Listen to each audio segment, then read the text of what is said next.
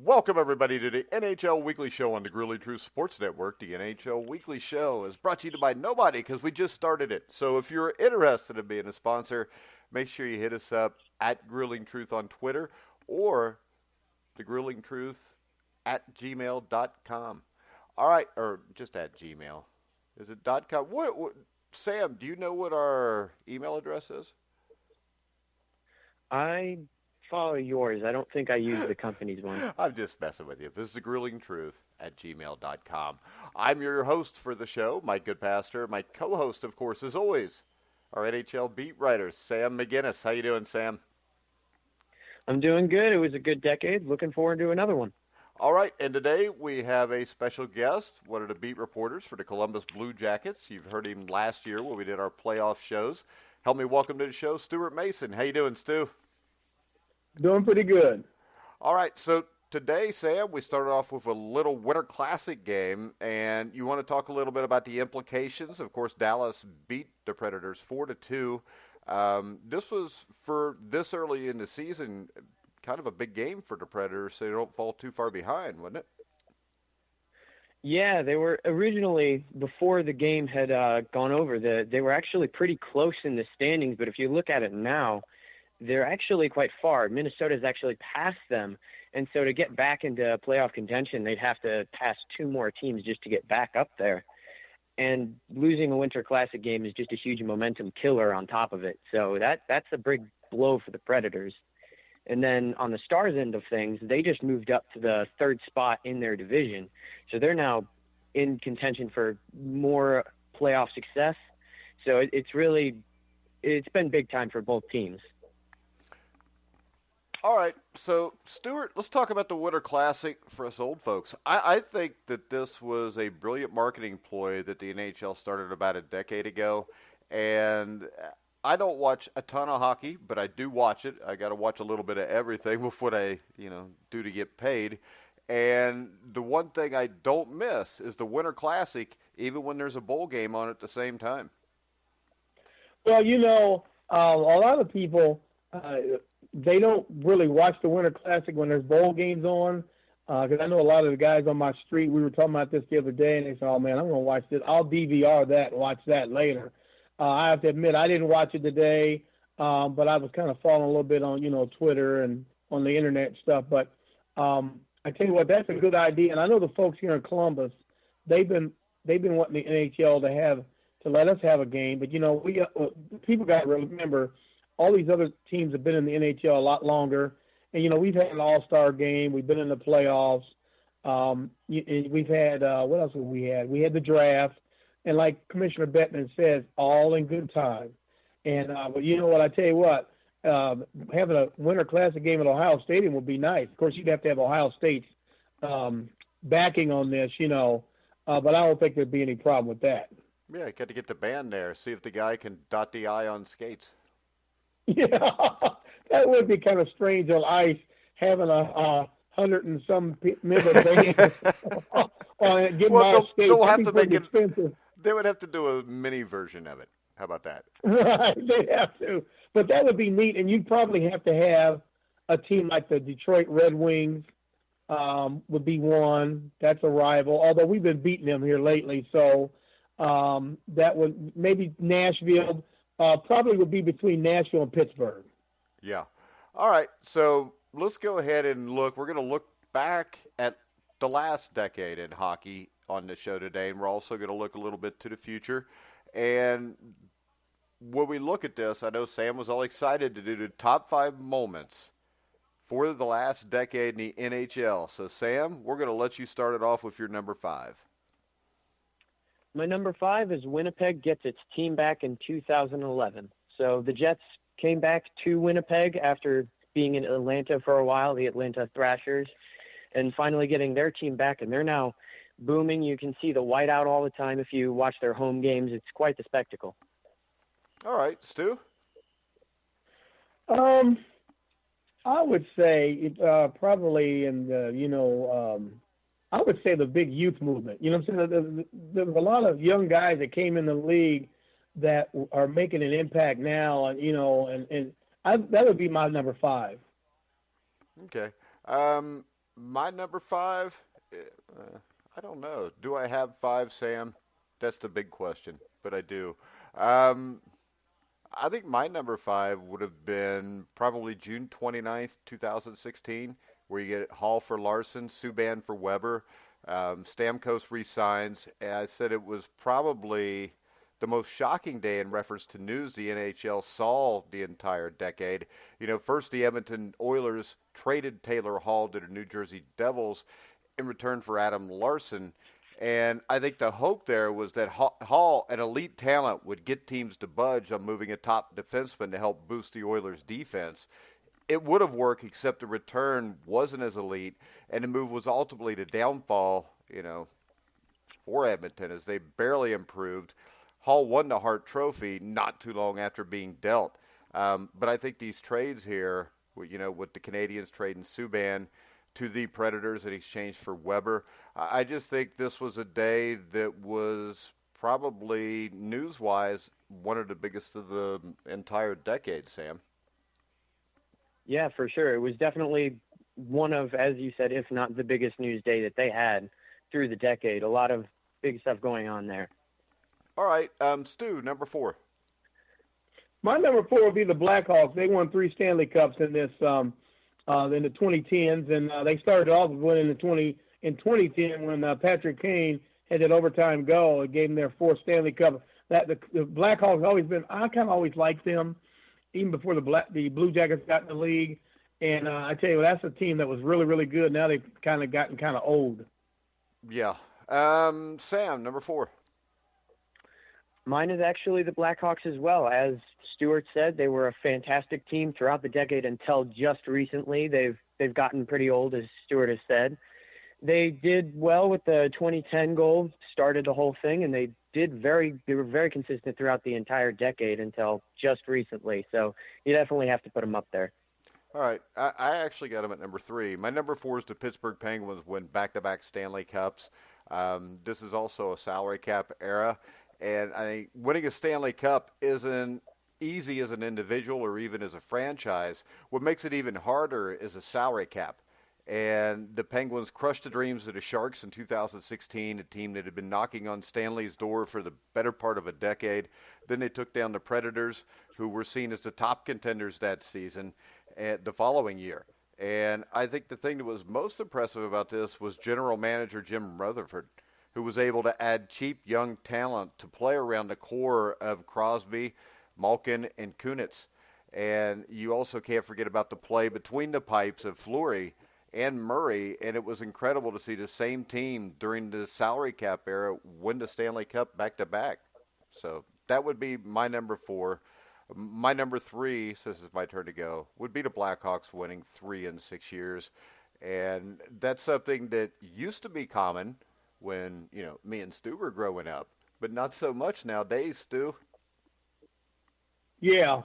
I tell you what, and say that again. I'm sorry, I got one of my dogs walked by me. Say that again. Yeah, I said winning 3 Stanley Cups in a 6-year period, like when we were younger, was no big deal because it seemed like the same 3 or 4 teams were winning it all the time anyways. And I think that's what makes this so special for the Blackhawks, that they could do this at a 6-year time span. Right, and I tell you what, boy, back when that team was young, they were great to watch. And I tell you what, they were just unbeatable. I remember when they used to come into Columbus. Everybody thought, "Oh, here comes the Blackhawks. We're not going to be able to beat them anymore," because that was one of the teams we could beat back in the formative years. But I tell you what, they were a great team to watch. And don't forget the Pittsburgh Penguins in there too. Yeah, and I just had them at number 4 with the back-to-back, but when we were growing up, Sam, it was like the Islanders in the late 70s into the early 80s, and then the Oilers seemed like they won it every year. Yeah. And you get to the mid-'80s, they were actually beating each other for the Stanley Cup a couple times, I think, in 83 and 84. Number 3, Sam. Number 3, I have the Washington Capitals winning their first Stanley Cup, finally shedding off the choker label, and Ovi getting his first after being said that he could never win one. Huge for the Capitals to one-up everybody like that and actually win their first franchise Stanley Cup while they were at it. Very special for them after being labeled as chokers. All right, Stu? Well, I have to say my third moment a guy who was much maligned. 1 minute he was great, 1 minute he wasn't, but he won multiple Stanley Cups. Marc-Andre Fleury, 321 wins in the decade, 47 playoff wins. He's one of only a handful of goaltenders to win multiple Stanley Cups, and I tell you what, he'd have to be my number 3 moment. All right, Stu, you want to follow up with your number 2? Well, the NHL did great when they brought in the Vegas Golden Knights. I mean, that team was very, very exciting. Remember, they took one of our good players, William Karlsson, who I wish we had never given up, but I know it was between him and another guy, and they decided to keep the other guy. But anyway, that team is really exciting. I mean, how many NHL teams come in the league and win their division and go to the finals the first year? I think St. Louis might be the only other team that did that. Mm-hmm. Yeah. Yeah, at St. Louis, didn't they do it their first 2 years? Yeah, but they got swept. No, I think they did it their first 3 years, and they got swept all 3 times. Yeah, they were still there, though. They were still there. This is true. They were in the expansion conference, though, their division. Doesn't matter. They were still there. You're a Detroit Lions fan. Your team's never been at a Super Bowl in your lifetime, or dang near your dad's lifetime. Wow. I had to take a shot. You know, the Red Wings 11 Cups, though. Yeah, but this is the thing, Sam. How many of those were you alive for? 2. I was alive for 2 of them. Oh, there you go.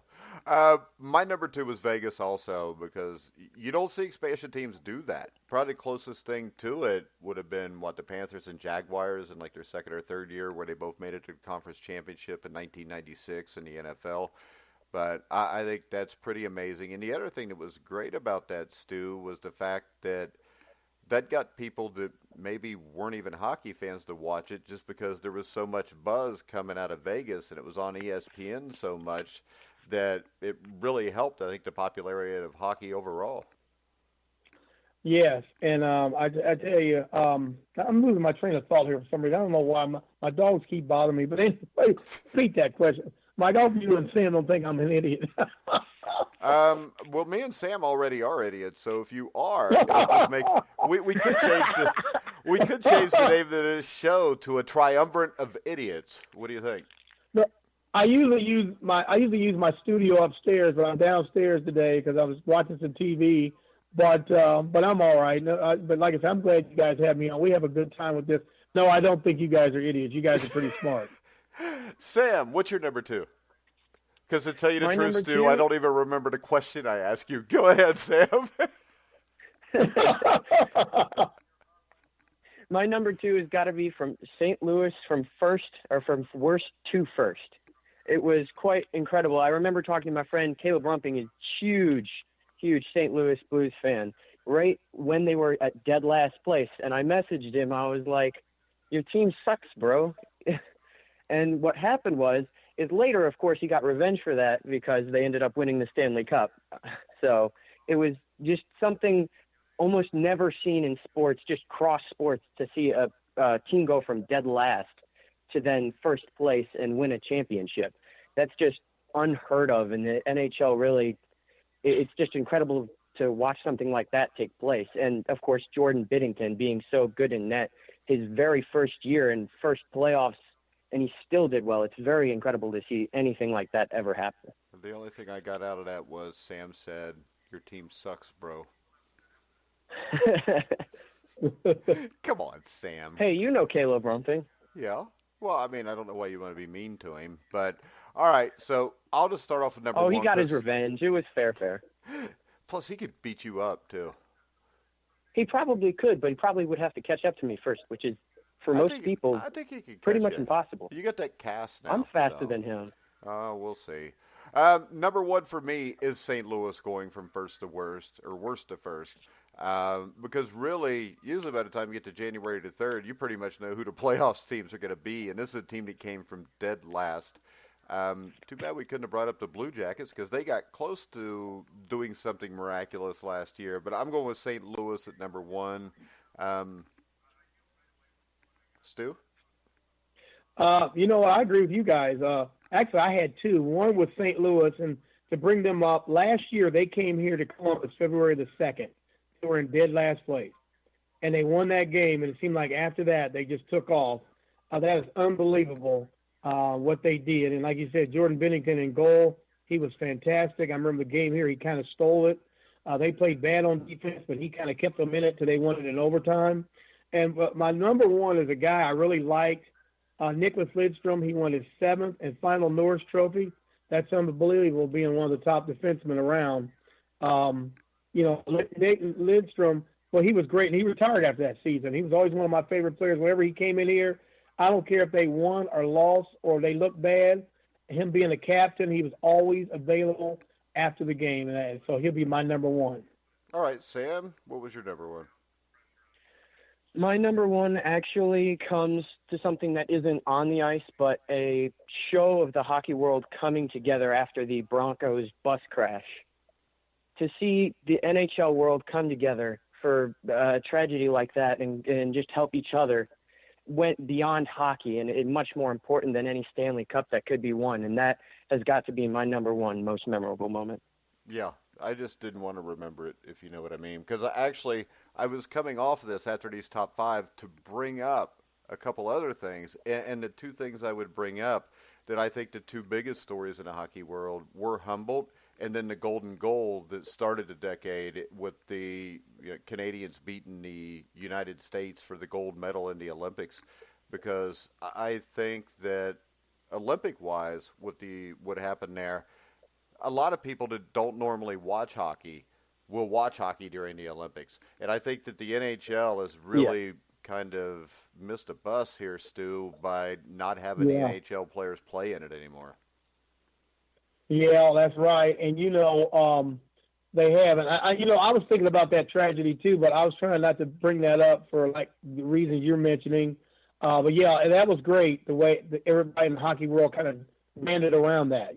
And some of the hockey guys who, in the NHL, that was a special that team was special to them. Yeah, and the thing that got me was they started a GoFundMe page for those families and raised like 15 million Canadian dollars. I don't know how much that is in American money, but it still sounds like a lot either way. Well, they say Uncle Charlie, he's high on taxes like we are, but much higher. Yeah, I've heard that if you go up there, everything costs a lot more, actually. Yeah, but the hockey thing, I just think they're missing the boat on, because the thing that really got me into hockey was I was 11, 12 years old when the Miracle on Ice happened. And ever since the Miracle on Ice happened, I watched hockey whenever I could, which living in Indiana wasn't much because we didn't have cable TV. We were lucky we had TVs when I was little. And, still, even though we couldn't really get NHL games, because I think the last Stanley Cup final shown on over-the-air TV was 1980, Game 6 between the Flyers and Islanders, if I'm not mistaken. And so there wasn't anything really where I could even see hockey, except for the Olympics. And when they won that gold medal in 1980, to me, I grew up Indiana, so basketball was number one, football, boxing, baseball, but hockey got on that radar because of that game.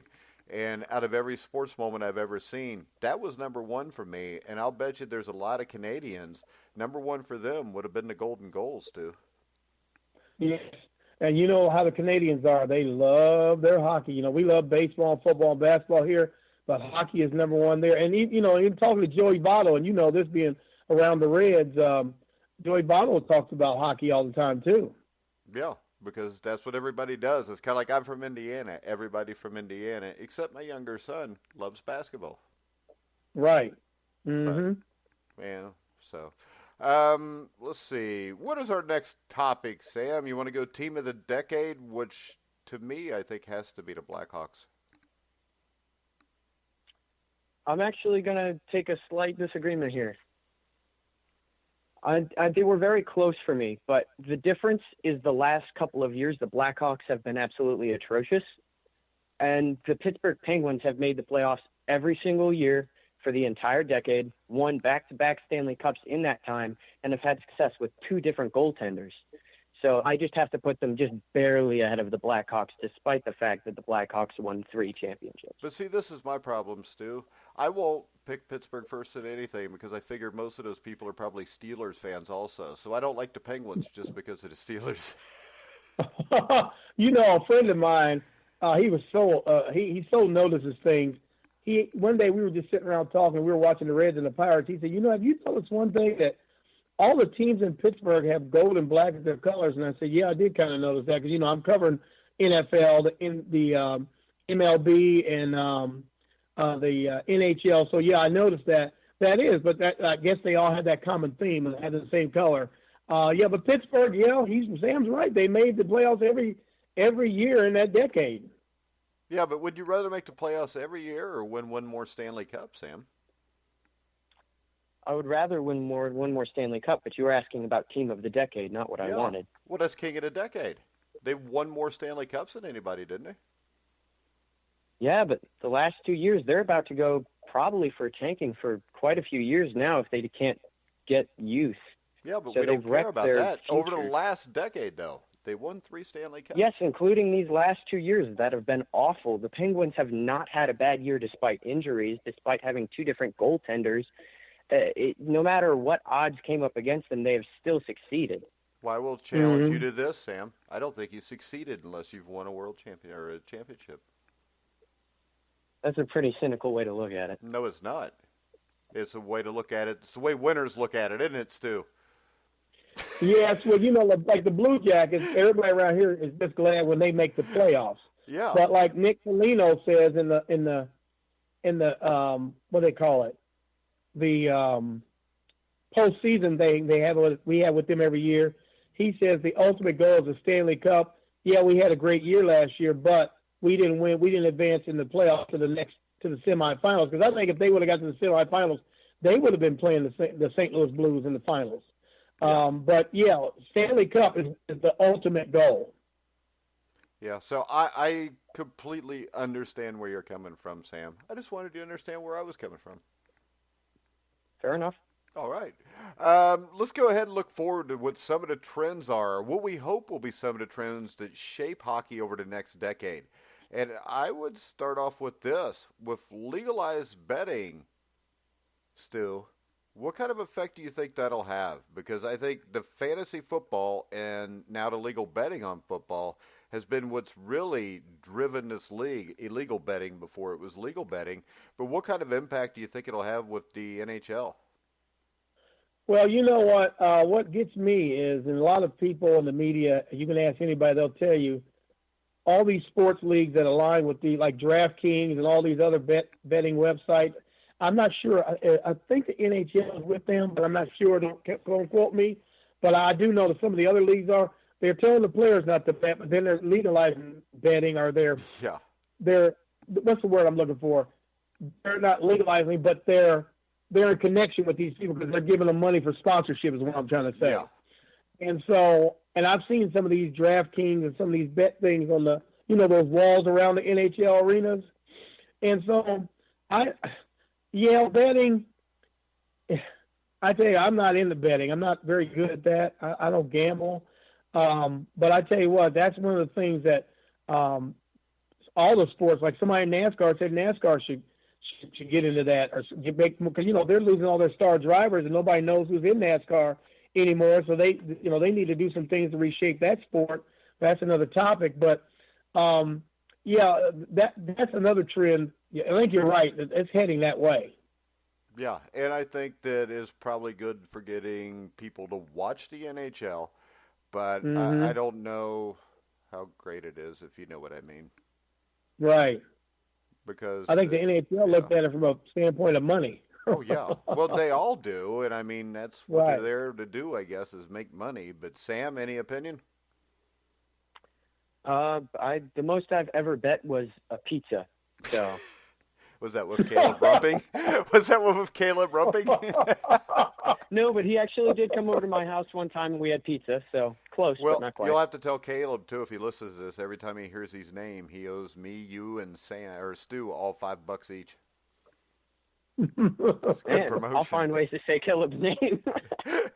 We'll just call it the Caleb Rumping NHL Hockey Weekly Show. All right, so how about you, Stu? What do you think is a change you'd like to see, or something do you think that is going to cause something good or bad in the league? About the outdoor games, I think that they should get some new teams in the outdoor games, and you seem like you have the same ones. And I think I saw today Minnesota's next year, and there's some teams that have never been involved in the outdoor games, like the Blue Jackets, and I think one thing was I'm going to say Vegas, just to name a few.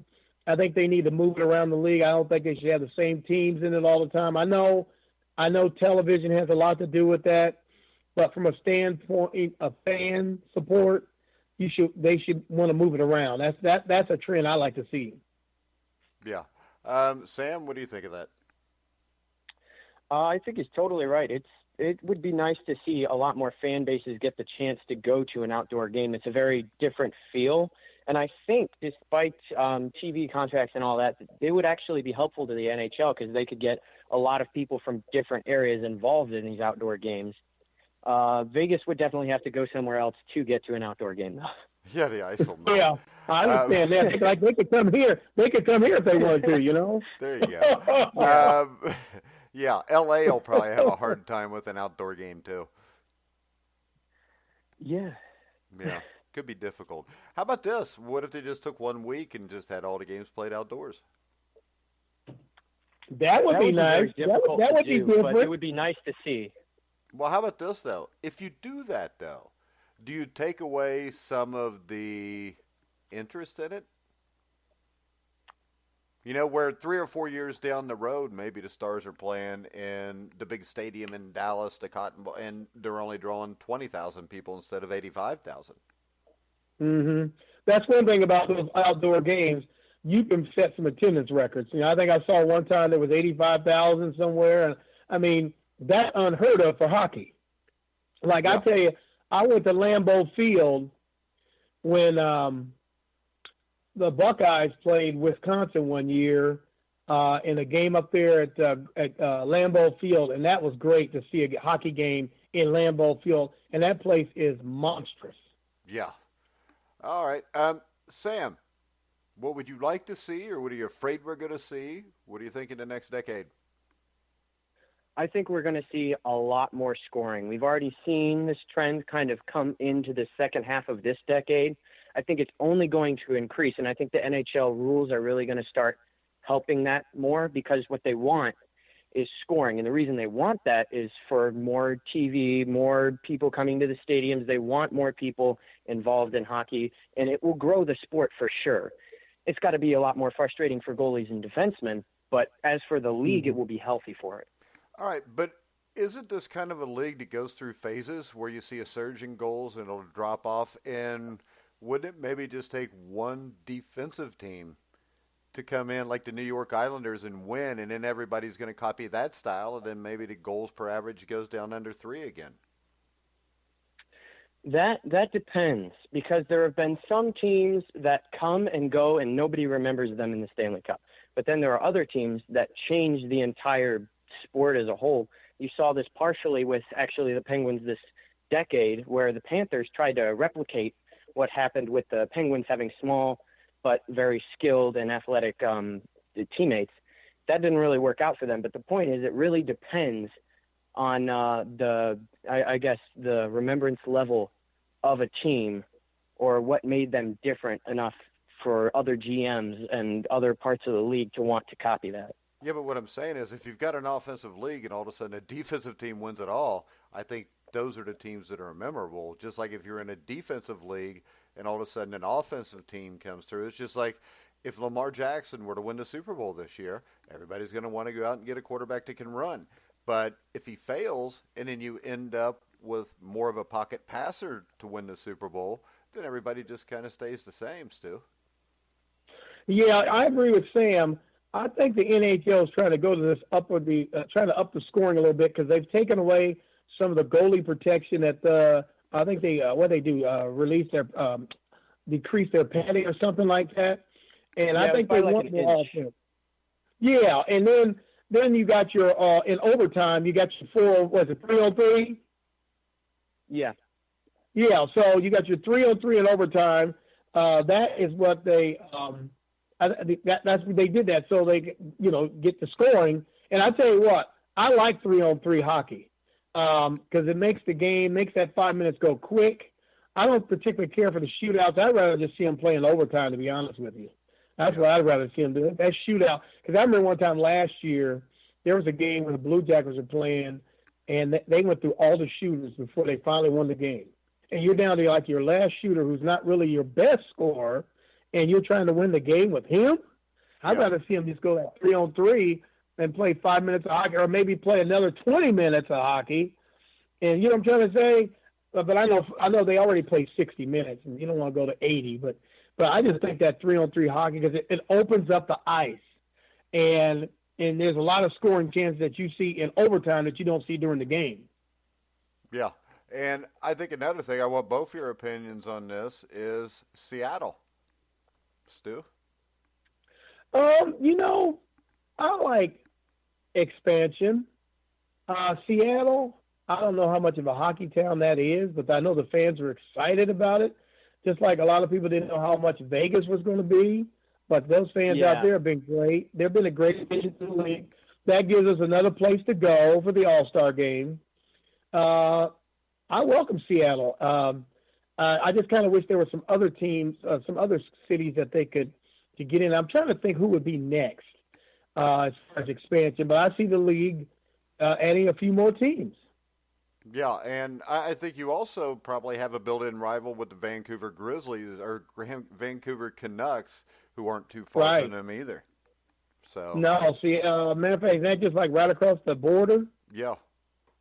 Yeah, and because Vancouver, Washington, and Vancouver, Canada, like right across the river, whatever, across the border. But anyway, yeah, that would be a good rivalry. And Seattle's probably going to be another Vegas because they're going to be able to get some good players in the expansion draft. Yeah, the way it's set up now is a lot different. And I don't think people understand the way this was like in 76 where the Buccaneers or the Seahawks came into the NFL, or it was even worse when Paul Brown formed the Bengals in 1968 or the Dolphins in 66 when they were formed, because I remember reading about the Bengals actually drafted one or two players that had passed away in the offseason and nobody even knew. Yeah. And, the draft is a lot better than it was when the Blue Jackets came in because we had guys we had everybody's retreads like Robert Cron and all these guys that couldn't score a goal if you made the goal 20 feet wide.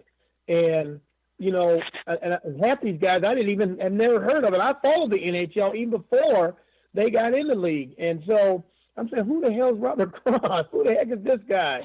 And so those were the great years because we saw the Blue Jackets go from nothing to something. But, yeah, the NHL draft or the NHL expansion draft is a lot different now because you see teams trading. They might trade with somebody or trade for picks or whatever. That's how Vegas got. Like I said, they took one of our better players, and he ended up scoring like 35, 40 goals one year. So, yeah, it's a lot. The teams that come in the league now have a chance to win right now, not 10 years down the road. Yeah, and Sam, when we look at it, Seattle will become the 32nd NHL team. You'll have even numbers.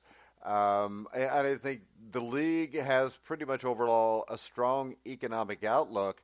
I think that would quiet talks about adding teams or relocation pretty much, wouldn't it? I think so. They're getting even with most other leagues in numbers. They're evening it out. And if that team is put in the Central, it'll be even 8 on all fronts of the divisions. So it would be completely even. There'd be no stacking like you see now in the Central. And it's just good for the NHL as a whole, another market to work with. And, if you can succeed in Vegas, where there's no hockey that has ever been heard of, to then having all that success in 1 year, you can go anywhere and succeed as them right now, and they're only going to grow in views because of this. They're going to have a new team to support and work with. They're going to have a lot more fans in that area now because of that, and maybe even depending on if enough fans from Vancouver has rage quit yet, they might get some fans from them as well. Yeah, and I think when we look at this, Stu, I think the difference you have now and back then is the economic outlook and the benefit of TV money. Because I think if you look at 20 years ago, 30 years ago, 40 years ago, the big concern by these owners if they let somebody in was we don't want them to be able to compete with us right away. We want an easy win. Now, when you see this team, you want them to be successful because another successful franchise means when the NHL goes to re-up their TV deal here in a year or two, they're going to be able to bring in even more money. So this is something where I think in the past teams were penalized because they didn't want them to be able to compete right away evenly. Now they want to see these teams succeed because it's good for TV ratings, and anything that drives up ratings brings in more money. Yes, you're right about that, Mike. And I'll tell you, when the Blue Jackets came in the league, a lot of people were wondering about why Bettman let those guys in the league. Why you let this team in the league? Well, Minnesota was already kind of established because they came in the same year we did, and they were already established because you had the Minnesota North Stars, who's now in Dallas. So you knew that market was going to be okay.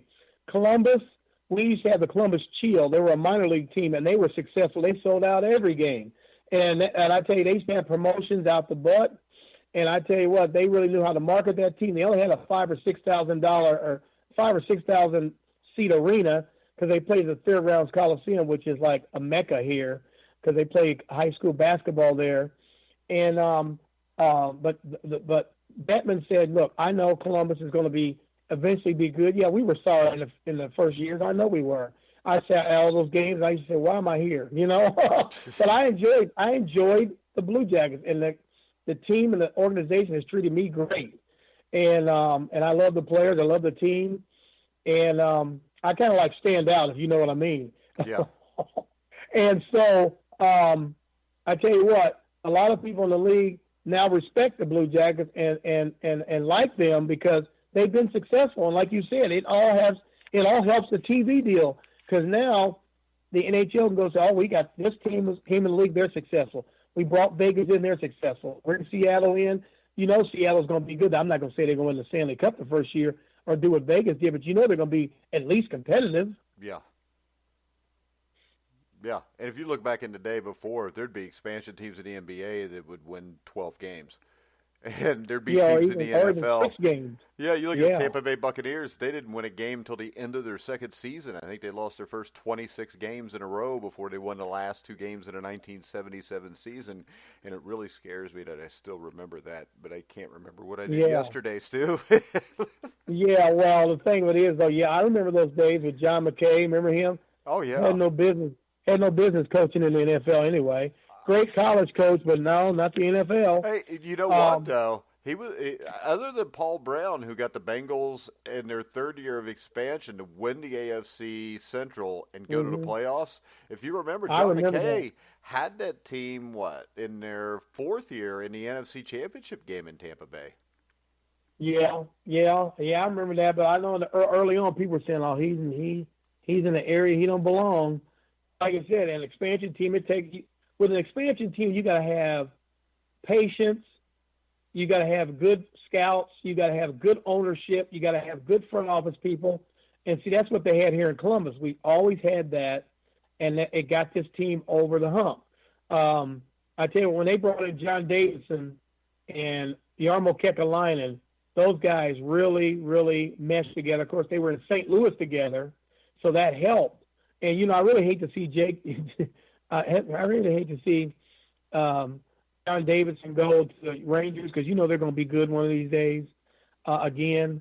But he did what he could here in Columbus. And, I don't blame JD because he played for the Rangers, and it's like going home for him. I understand that. And but JD was great to be around because him and I used to talk about those old Miller Lite beer commercials he used to be in. Remember those, Mike? I know you're old enough to remember those. Yeah, unfortunately, we used to talk about that. And he said, "Stu," he said, "you must be older. Remember those?" I said, "Yeah, I'm as old as you are."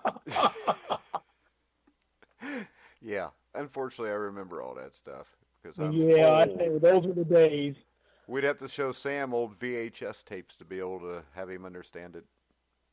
Oh, I got a whole hundred of those around here. What was that, Sam? I said I watched VHS when I was 5. Okay, Sam.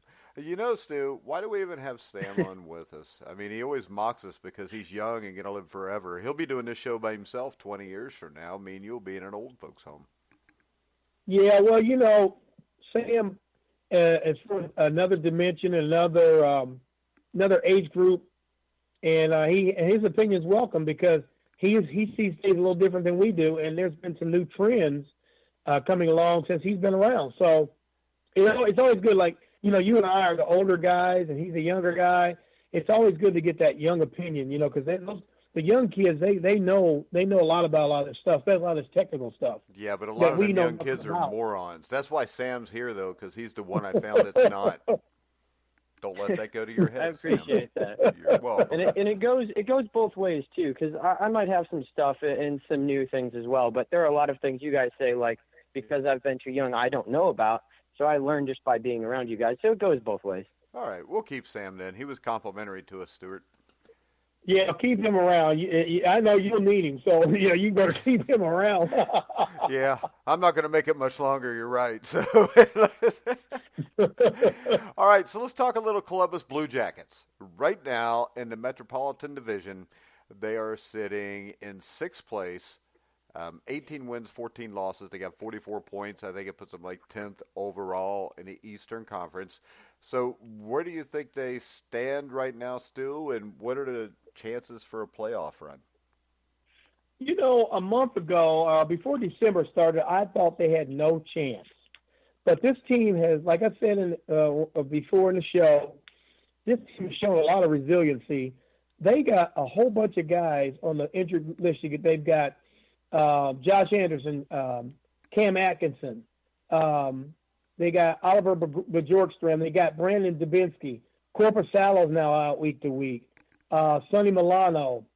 They got all these guys that are key players on, IR. And you would think, well, they'd be cashing in and just worrying about trading away some guys and get ready for next year. No, this team is deep as far as the farm system. That's why they really don't want to make a lot of trades, because they've got a lot of depth. And they brought in all these guys. As a matter of fact, I got the list here. They brought in Kevin Stenlund. They brought in Jacob Lilja, Nathan Gerby, Ryan McGinnis, who is Al McGinnis, the old defenseman's son, Eric Robinson, and Gabriel Carlson. Those guys have come in and plugged the gaps. And I'll tell you what, somebody told me last night on Twitter, because, I'm tweeting during the game and sending stuff out, and they said, man, this team has really taken off since these young guys have come up from Cleveland. And, they have a lot of these guys, the other guys, they play with reckless abandon. It's like they've been in the league for years. And, like, last night, they gutted out that win against the Florida Panthers. Now, they just made Sergei Bobrovsky look bad last night. They really did. And one thing about Sergei, when he was here for 7 years, he never made excuses. When he was bad, he'd let you know, and he'd always face the media. That's one. I think I tweeted that last night. Yeah. I always respected him for that. And so he said the Blue Jackets were just better than him last night. And, when you face a guy in practice for 7 years, you know his weaknesses. And I said that, like, yesterday, everybody said, oh, Bobrovsky's going to come in here and he's going to beat the Blue Jackets. And I said, wait a minute. These guys, yeah, I know he got them in Tampa a couple weeks ago. Okay. But I said, these guys know him. They know his weaknesses and strengths. They practice against him every day for 7 years. And they're going to beat him. And they did.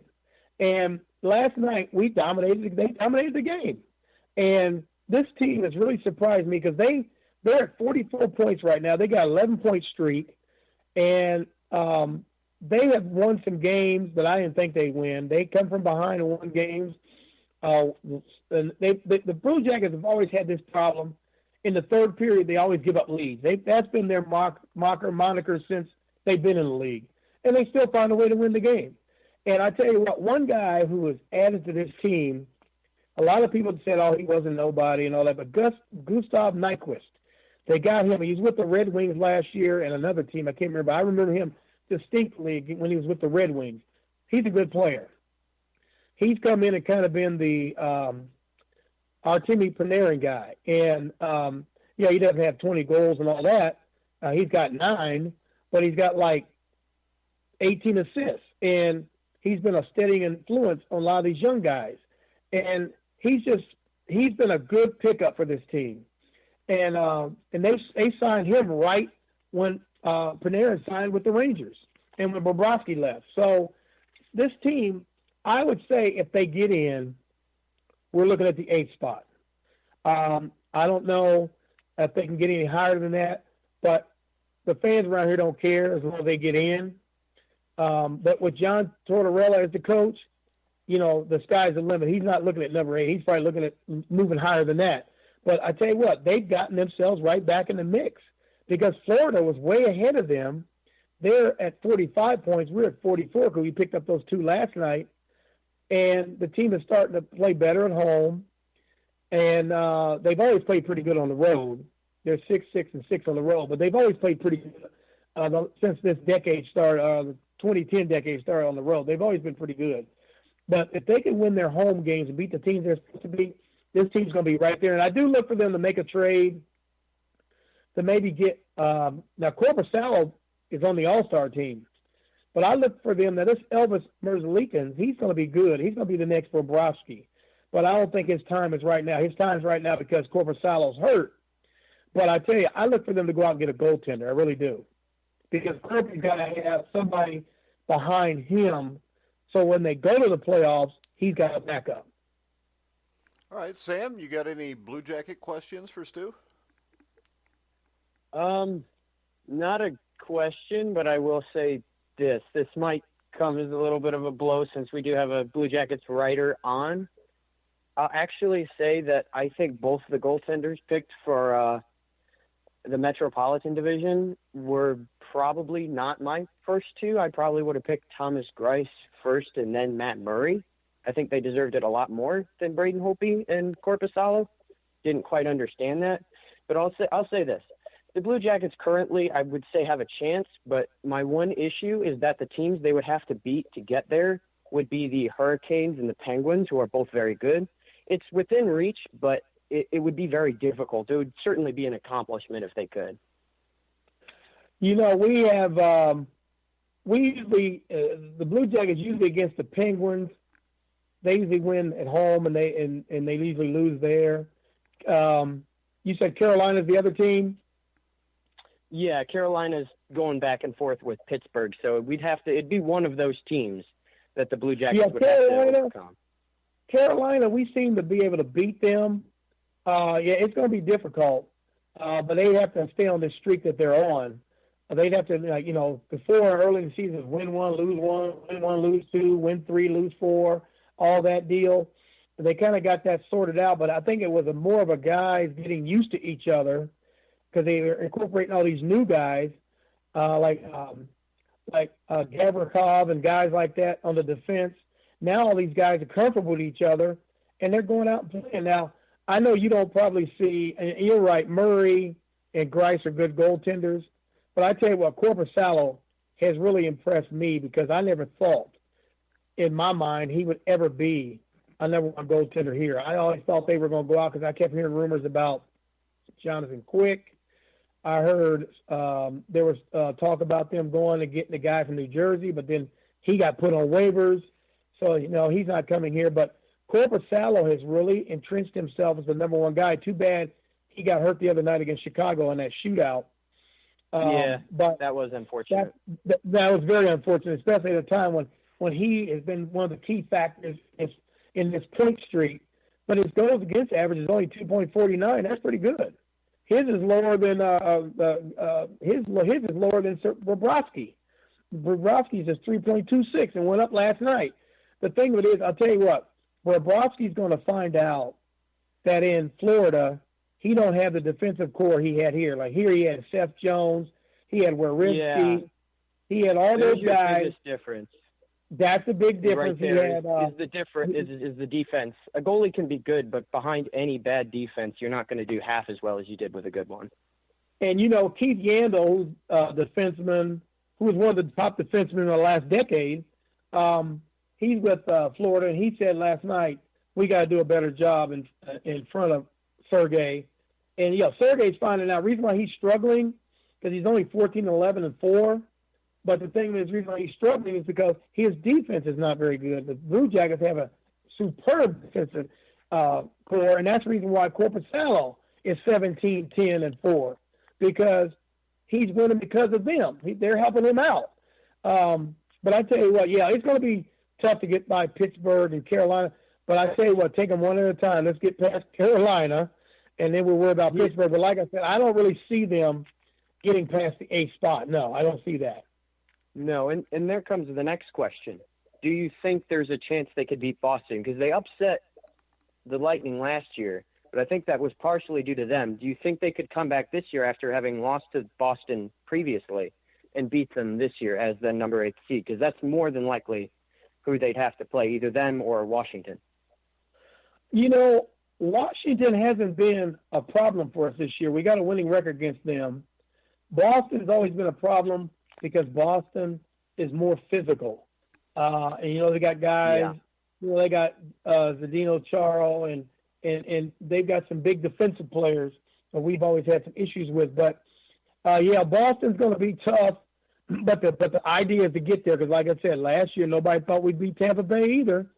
And they just manhandled Tampa Bay. I just can't believe it. But, you know, John Cooper said something that really stuck in my mind. Getting 132 points was good and bad because there was a lot of games he rested a lot of his guys to get them ready for the playoffs and resting people that had injuries.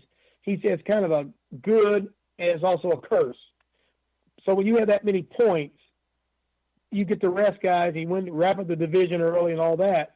But it can be a curse. But, yeah, first things first, just getting to the playoffs, and I'm sure they're going to make a big trade here because I've been hearing some stories, you know, you always hear stories. You don't know what you can believe. But, you know, I hear stuff all the time. So, but I tell you what, I trust Jarmo Kekalainen because I think he's a great general manager.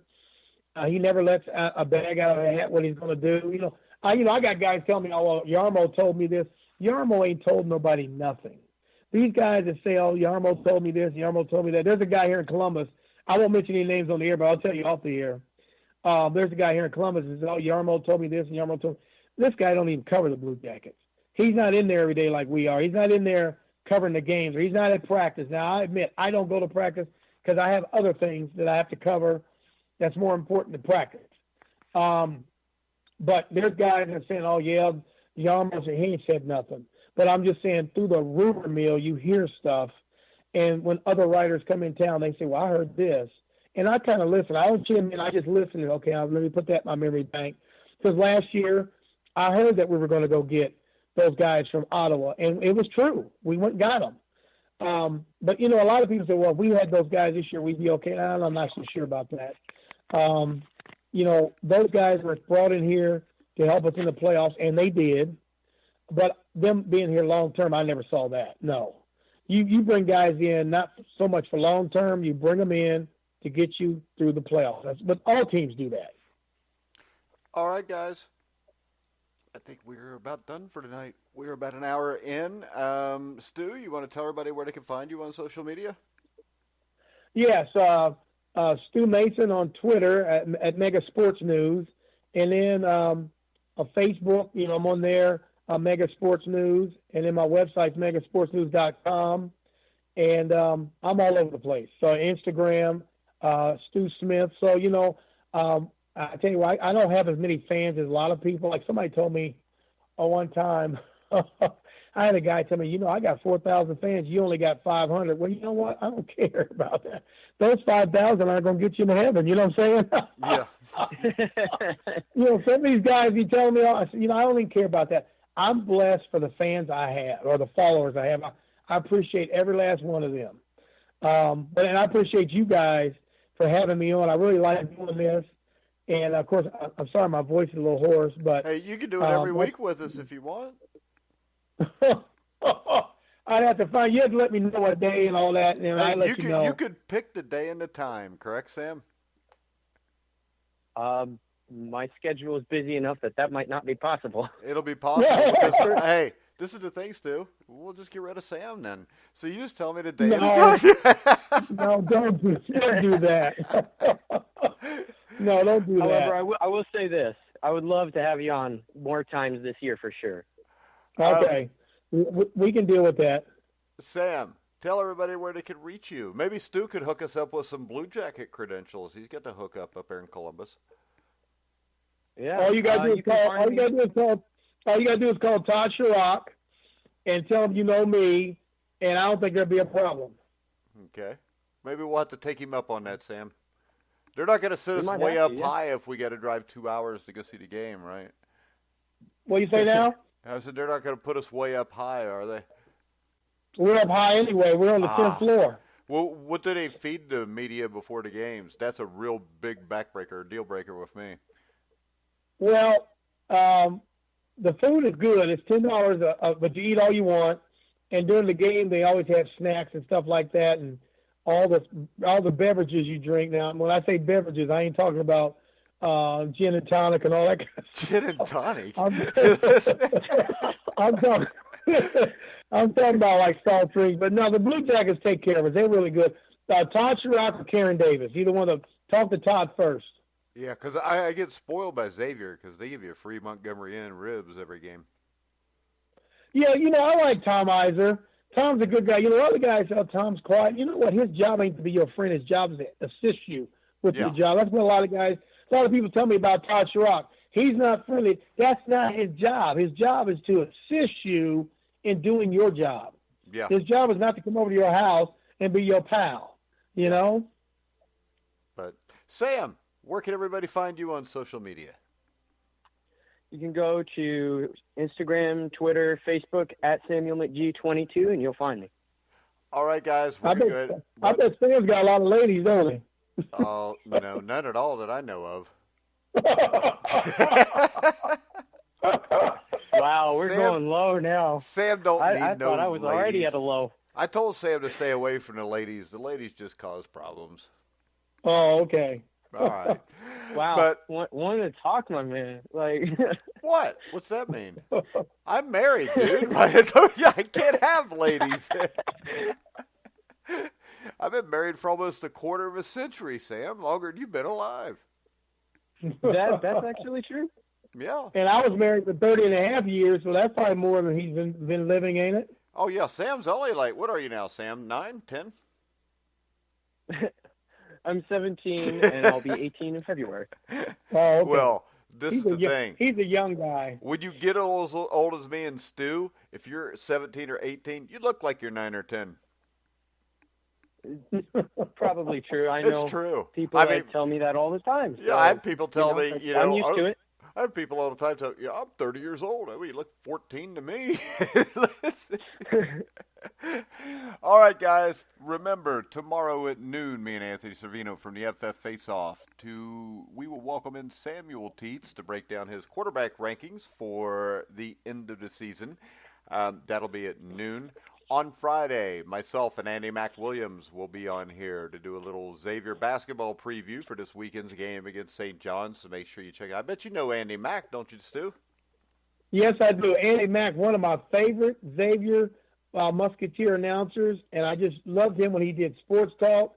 And I tell you what, if you say hi to Andy Mack's a great guy. I will say hi to Andy for you. Andy is a great guy. They don't make him any better than Andy. I grew up listening to him call Xavier basketball, and his story was when I got credentialed for Xavier.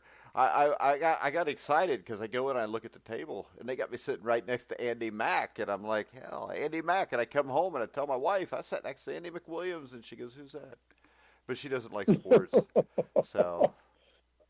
But the only time I got a rise out of her is when I told her I was interviewing George Foreman. So she knew who that was. And George Foreman is a great interview because I've done an interview with him. He is funny as he can be. Yeah, he is. And you can find that on thegruelingtruth.com too. Plus our interviews with Larry Holmes, Kenny Anderson. So make sure you check out thegruelingtruth.com.